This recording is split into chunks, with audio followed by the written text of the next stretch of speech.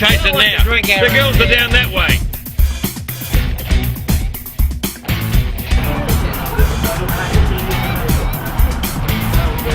Hello! Yeah. Welcome to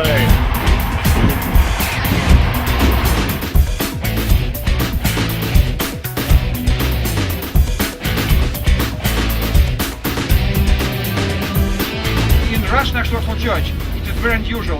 We don't show it for foreigners because for them Russian Tatar is the same and understandable. But for Russian tourists, it's very interesting.